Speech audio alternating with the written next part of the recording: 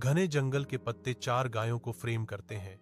उनका शांत चरना एकता और गहरी दोस्ती का एक दृश्य है। वे एक साथ खेलते, खाते और सोते हैं।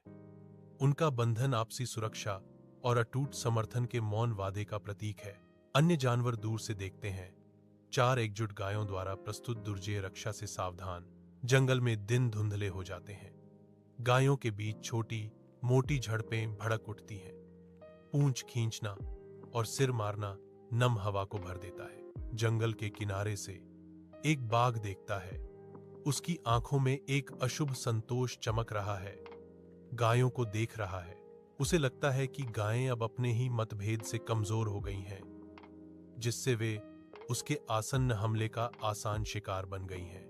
जैसे ही जंगल में शाम उतरती है, एक बाघ गायों के झुंड का पीछा करता है। हवा में तनाव गहरा जाता है।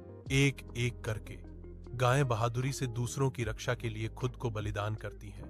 प्रत्येक मौन विदाई देती है। जंगल पर सन्नाटा छा जाता है। वर्णन कहता है, एकता की कीमत की एक गंभीर याद दिलाता है।